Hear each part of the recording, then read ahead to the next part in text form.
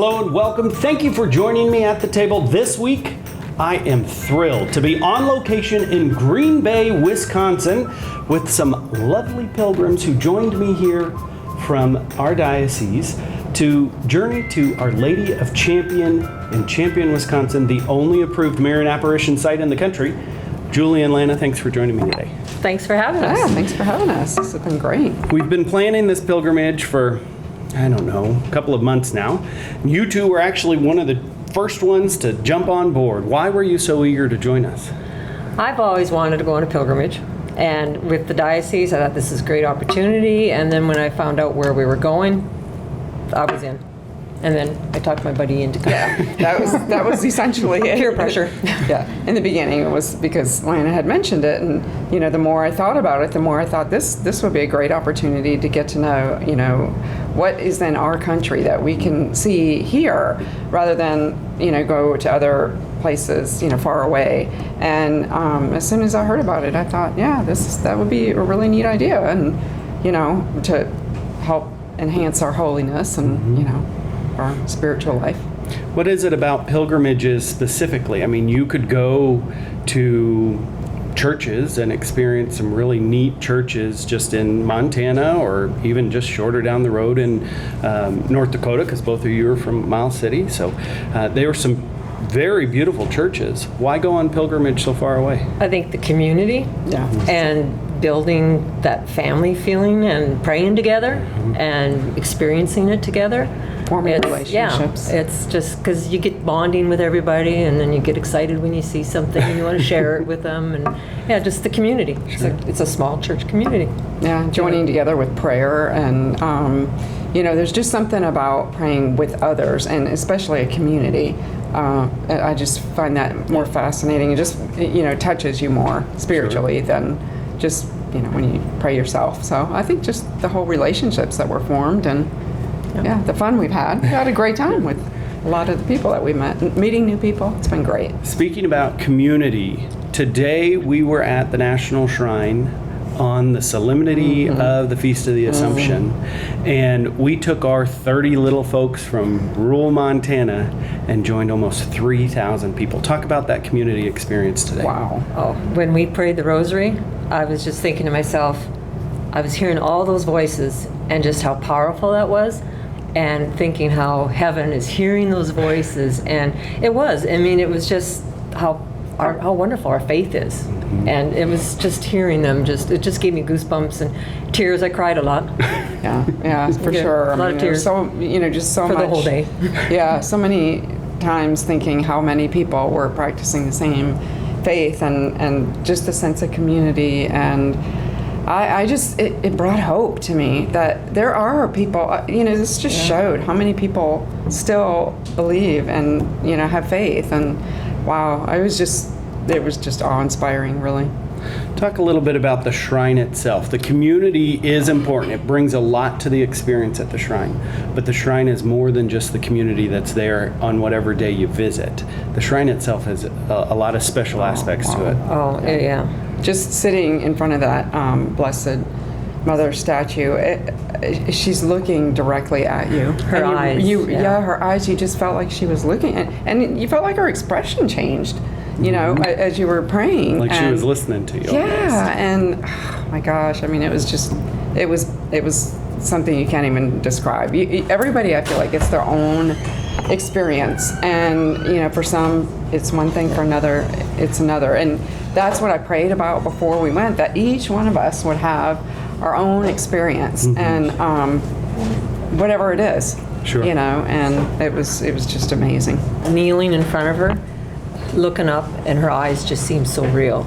And then one of our friends from Miles City knelt down beside me, and we kind of did one of these, and we looked, and it felt like her lips turned upwards and smiling. It was, and we both started crying, and it was just unbelievable. The words just can't, it was like so real. Her eyes were just so real and beautiful. And going back behind there with the relics, we were so pleased that you told us about that. So many people said that we would not have known, because we just saw candles. And going back there and seeing that, just everything, get goosebumps thinking about the whole thing, and it was an unbelievable experience. So what kind of relics were back there? What did you experience, and why are relics so important, especially the ones that were behind that statue? Well, there was the bone fragments of all the 12 apostles, and the true cross that was there. So, it was... I didn't even get to look at all of them because I was still crying at the statue of Mary. Couldn't see through our tears. What is it about being in the presence of those bones and the true cross, though? What is that experience, and how is it different than just praying to, say, St. Peter or one of the apostles for their because you feel like you have a piece connection of them right there, and it's real. It's not just a thought or a prayer. It's there. It's a part of them. Personal. It felt more personal. Yeah. A connection. I think that might be one of the greatest things. You touched on it. You used the word real. Sometimes we get ourselves to where Jesus and heaven and the high goals are just so far away they're not attainable, and so they don't feel real. Right. And yet we find ourselves in places like this where you're standing there and staring back at you. You can't get more real than the bones, right? Right, for sure. So then we celebrated Mass today, talked just a little bit about the liturgy and being with 3,000 people. There's people watching us right now that they're just used to 20 people on Sundays. It didn't feel like 3,000. I mean, it didn't. It felt like one. It felt like one big family, but the Mass was just awesome. It was seeing all the altar boys and all the priests up there, and it made me just feel proud to be a Catholic. It was just watching that, and it was... And just all the people. They were so holy, and I mean, families, kids, and there was one little girl that went and, when she received communion, just dropped down, and it was just that she understood the reverence of that, and, just little, all those things put together, just seeing how many it affected. Yeah. And then the procession after. I mean, just the icing on the cake. Today was the summit of our pilgrimage, where this is why we were coming to Wisconsin, was to go to this shrine. But along the way, we've made a number of stops. Talk about those stops and what impacted you there. Yesterday was good. The stopping at the Ukrainian church, I just thought that was... just what they sang everything, which to me just made it feel so much more reverent, and just watching how I don't know how to describe it. It was so beautiful. Different. It was beautiful, but it was so different, and yet we're still in communion with each other, and to understand that some of it is culture, and there's that part in there too, and but we're still one, and the unity of it was just. It was really neat to see, and just how different it was. And you're thinking, wow, we're still in the same faith, Right.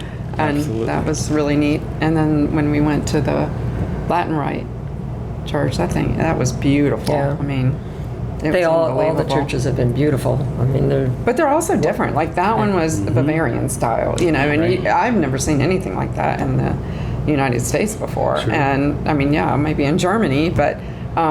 And it was just so clean and pristine, and so just the difference. You just went there into another one, and but feeling like, okay, I'm a Catholic, and I can come in here and celebrate at this Ukrainian church, and I felt fine. I mean, I knew what was going on, even though it was a little different.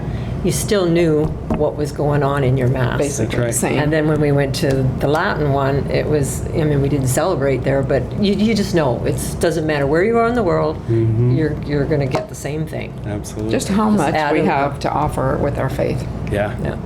I mean, it's not just a little bitty thing. It's huge. And we're not done yet.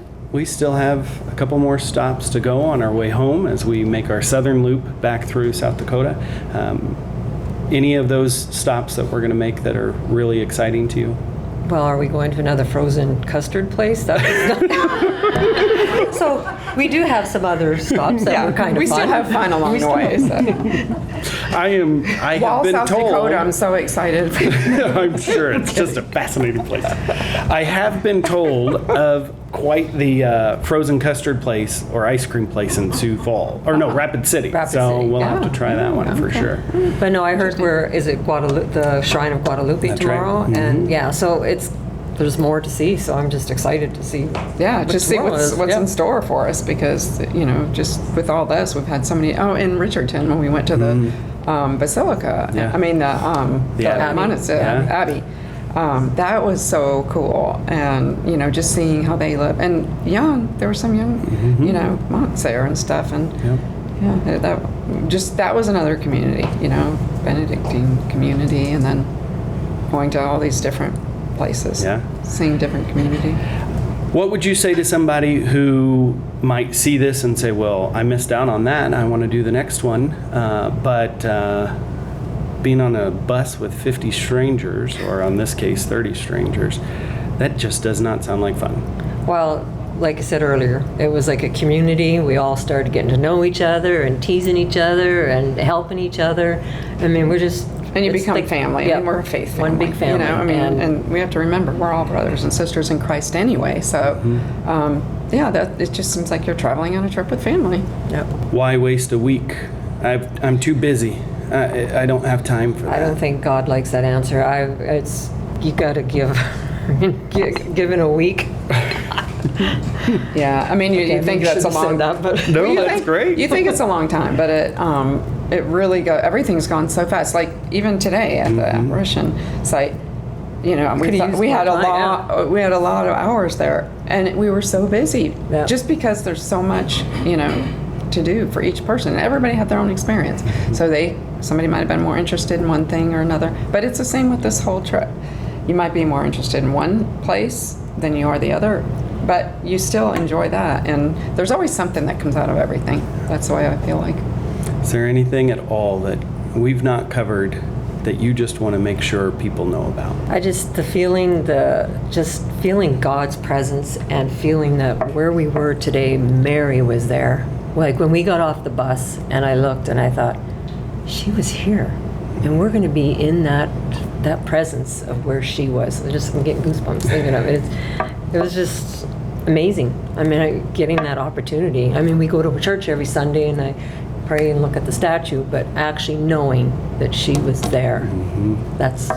Well, I think, and too many times we get so caught up in day-to-day life that when you do something like this, it helps to strengthen your faith, but also, reminds you what it's about, what life is truly about. And I think it's important to take those opportunities to do that. And we've all prayed on this trip. We've been praying together, and that's been another great thing, and sharing in prayer and everything. So that's part of it too, is really building up your faith, and that's what's important. And you have to remember that.